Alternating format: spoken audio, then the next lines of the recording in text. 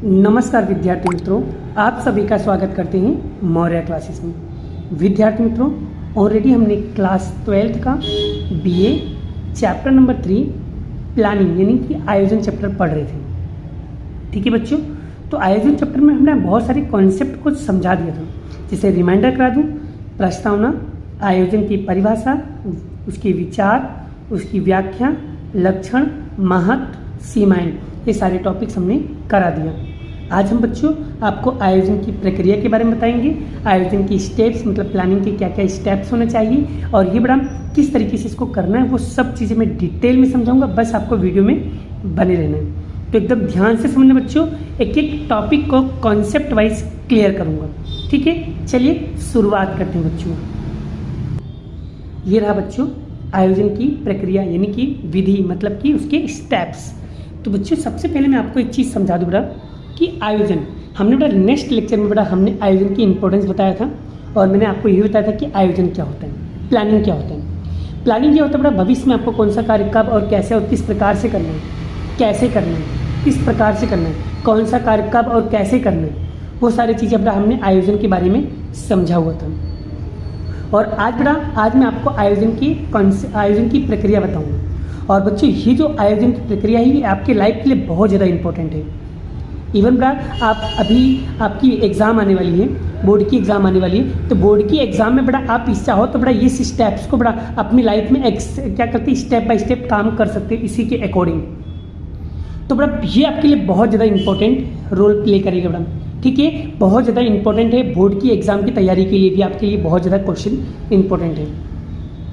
और ये प्लानिंग क्यों करना पड़ता है और प्लानिंग को कैसे करना चाहिए बेटा, प्लानिंग को किस तरीके से स्टेप बाय स्टेप काम करना चाहिए बेटा, वो सारी चीज़ें मैं आपको समझा रहा हूँ। जैसे कि बेटा यहाँ पर पहला पॉइंट क्या निकल कर रहा है, लक्ष्य निर्धारण।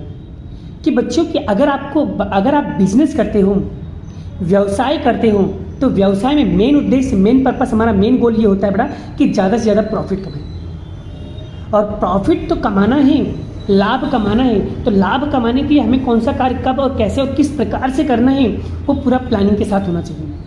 अगर प्रॉपर तरीके से अगर हमने सोच लिया है, हमने गोल बना लिया है, गोल डिसाइड कर लिया है कि मुझे कंपनी में ज़्यादा से ज़्यादा प्रॉफिट कमाना है, तो आपको क्या करना पड़ेगा, कम से कम पहले एक अच्छी तरीके से गोल बनाना पड़ेगा। और वो गोल कैसा होना चाहिए बेटा, वो गोल रियल होना चाहिए। वो गोल कैसा होना चाहिए, रियल होना चाहिए। ऐसा नहीं बस हम बेटा, कुछ लोग होते हैं सिर्फ सोचते हैं बेटा कि करेंगे, नहीं बेटा, गोल आपका तभी पूरा होगा जब आपका गोल रियल होगा।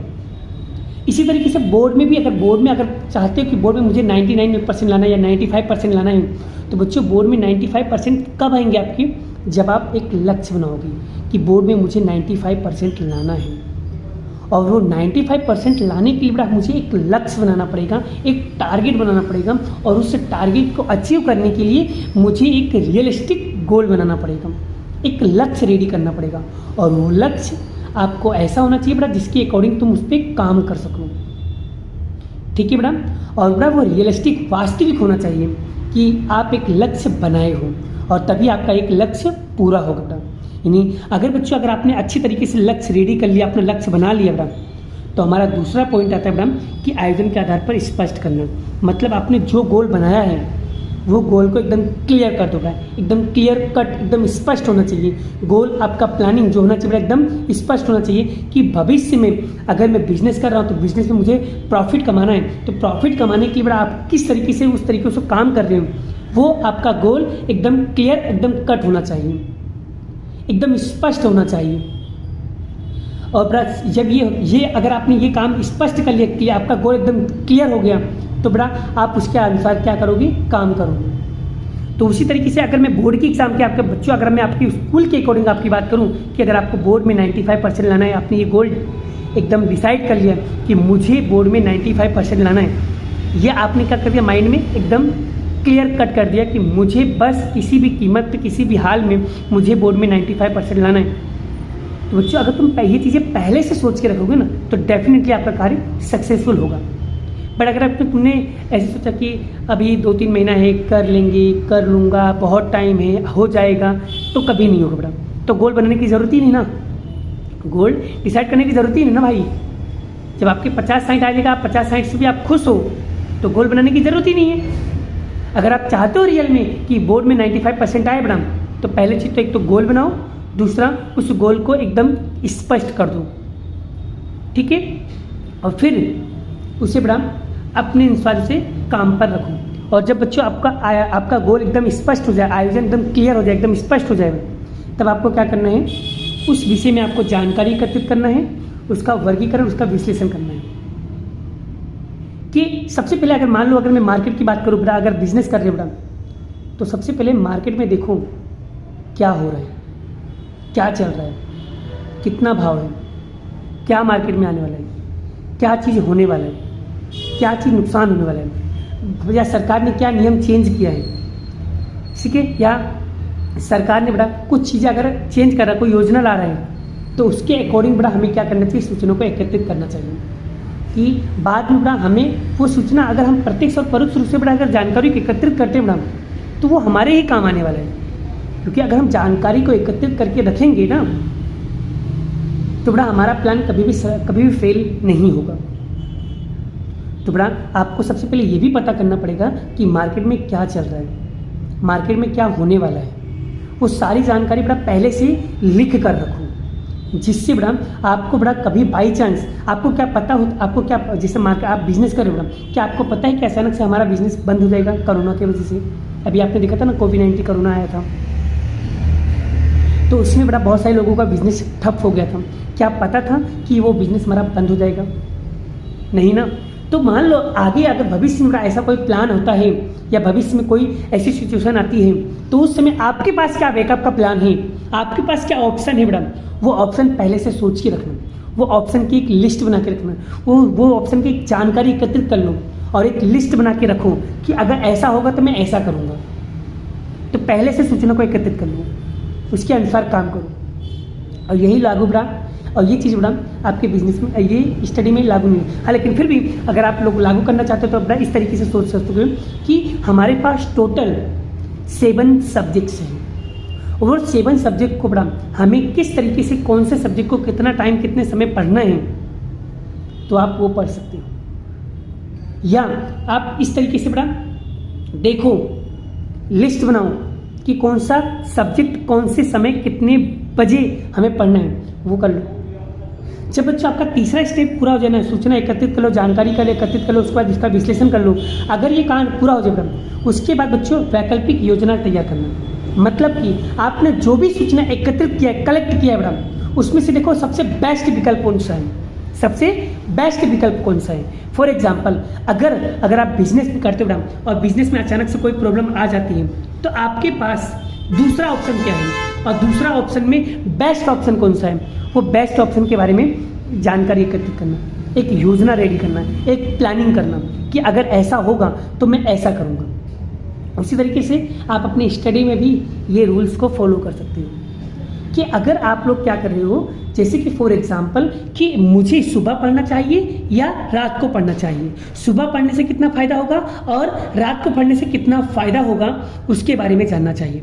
एक बेस्ट विकल्प, बेस्ट ऑप्शन चॉइस करना चाहिए कि सुबह पढ़ने से मुझे इतने अच्छे मार्क्स आ सकते हैं कि नाइट में पढ़ने से इतने अच्छे मार्क्स आ सकते हैं। दोनों में से आप दोनों को ट्राई करो, दोनों को कोशिश करो, चेक करो कि देखो सबसे बेस्ट ऑप्शन क्या है। ठीक है, तो ये बड़ा वैकल्पिक योजना तैयार करना। एंड 5वां पॉइंट क्या है बच्चों, वो भी समझते हैं। जब बच्चों 5वां पॉइंट है वैकल्प पे विचार करना। आपने जो विकल्प चॉइस किया है, जो विकल्प आपने पसंद किया है, जो ऑप्शन आपने सही किया है, आप उनमें से आपने अगर डिसीजन ले लिया है कि सुबह पढ़ने से ज़्यादा अच्छे मार्क्स आते हैं, तो हमें बड़ा उनके बारे में सोचना चाहिए और उसके आधार पर काम करना चाहिए। ठीक है, जैसे इसके अंदर क्या लिखा है, वैकल्पिक योजना की सूची तैयार करने के बाद सभी विकल्पों पर विचार करना चाहिए कि आपने जो भी विकल्प बनाया है उनमें से सबसे बेस्ट विकल्प कौन सा है, और इकाई को प्रभावित करने वाले तत्व विकल्पों के विषय में विचार किया जाता है। और यहाँ बौद्धिक प्रक्रिया है और यहाँ गणितिक और सांख्यिकी पद्धति का उपयोग करना पड़ता है, और इसके लिए व्यावसायिक इकाई की कार्यात्मक संशोधन भी करना पड़ता है, यानी ऑपरेशन रिसर्च OR करना पड़ता है। कार्यात्मक संशोधन का आदर्श के अनुसार योजना तैयार करना पड़ता है, यानी कि OR करना पड़ता है कि यहाँ पर क्या होता है, कार्यात्मक संशोधन। ठीक है। आप उसके बाद आप जो भी विकल्प बनाएं उसके बारे में रिसर्च करो, उसके बारे में खोज करो, ठीक है। उसके बाद आपको ये काम करना है, ठीक है। उसके बाद छठा है निश्चित योजना का स्वीकार करना। जब बेटा आपने डिसीजन ले लिया कि मुझे अब ये विकल्प सबसे बेस्ट है और हमने उसके बारे में अभी सोच लिया, अब सोचने के बाद आप उसे भी आप नोटबुक में लिख लो कि मुझे ये कार्य इतने बजे इतने बजे इतने बजे इतने बजे करना है। और उसके बाद निश्चित योजना को स्वीकार करो, उसमें से जो परफेक्ट योजना है बेटा उसके बारे में सोच करो और उसके आधार काम करो और वेरिफिकेशन करो, जांच करो, फिर आपको पता चलेगा। और गौण योजना का गठन और जांच करो। इसका मतलब क्या होता है, देखो समझो, मूल योजना के अनुरूप अथवा मूल योजना को सहायक हो ऐसे विकल्पों पर विचार किया जाता है, उन्हें गौण योजना के रूप में जाना जाता है। गौण योजना किसे कहते हैं? मूल योजना के अनुरूप अथवा मूल योजना को सहायक हो ऐसे विकल्पों पर विचार किया जाता है, जिन्हें गौण योजना कहते हैं। कार, जैसे कि मैं आपको बताया, एक एग्जांपल दिया था बड़ा कि जैसे मैं महत्व में भी आपको बताया था कि कार बनाने वाली कंपनी टायर बनाए या बाहर से खरीदे उससे संबंधित निर्णय ले, उसे गौण योजना कहते हैं। जैसे मान लो अगर बेटा कार बनाने वाली कंपनी का टायर बेटा मैं खुद बनाता हूँ और बच्चों अचानक से बेटा वो कंपनी ही बंद हो जाए टायर बनाने वाली, तब आप उस समय आप क्या करोगे? उस समय आप क्या करोगे?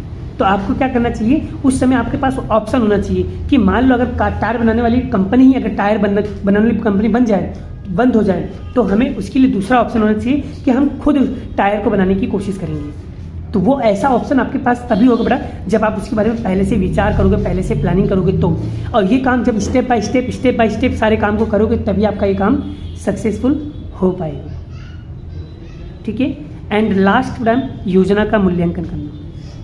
और इसके स्टेप्स बेटा आगे पीछे नहीं होना चाहिए, स्टेप बाय स्टेप होना चाहिए। पॉइंट को आगे पीछे करोगे तो आपके पॉइंट गलत हो जाएंगे। जैसे कि गौण योजना का गठन और जांच करने के बाद योजना का मूल्यांकन किया जाता है और इकाई में जब जब आवश्यकता हो तब वहाँ योजना का मूल्यांकन विशेषज्ञ सलाह के द्वारा जांच करवाया जाता है, जिसमें सत्य मत प्राप्ति हो, योग्य निर्णय ले सके, आयोजन क्रमशः आगे बढ़ते रहे।